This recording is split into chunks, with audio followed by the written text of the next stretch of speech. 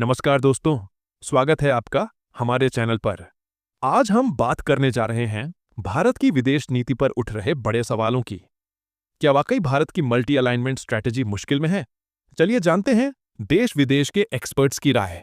विदेश मंत्री एस जयशंकर पहले ट्रंप को जवाब देने में काफी आक्रामक रहते थे, लेकिन अब हालात बदलते दिख रहे हैं।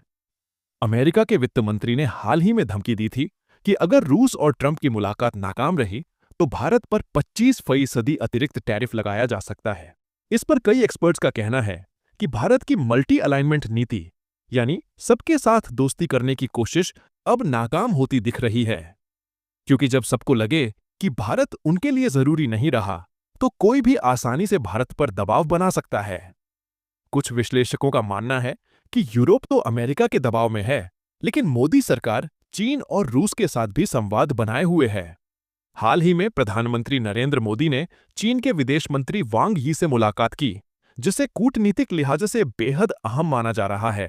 पूर्व राजदूत जावेद अशरफ का कहना है कि भारत किसी के खिलाफ नहीं जा रहा, बल्कि अपने हितों को बचाते हुए रणनीतिक स्वायत्तता बनाए रख रहा है। वहीं ब्रूकिंग्स इंस्टीट्यूशन की तन्वी मदान का मानना है कि चीन से रिश्ते सुधारने की कोशिश अचानक नहीं हुई, बल्कि ये एक लंबी प्रक्रिया का हिस्सा है।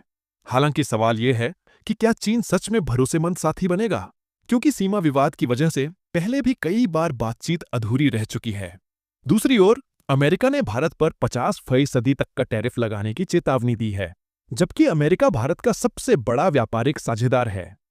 पिछले साल दोनों देशों के बीच 131 अरब डॉलर का व्यापार हुआ था। चीन भारत का दूसरा सबसे बड़ा पार्टनर है और दोनों देशों का व्यापार भी 127 अरब डॉलर से ज्यादा रहा।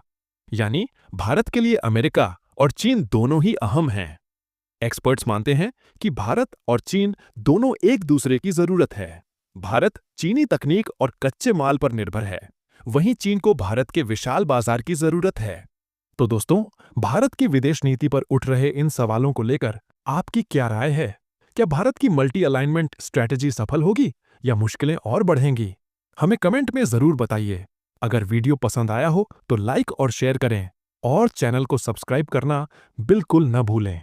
धन्यवाद।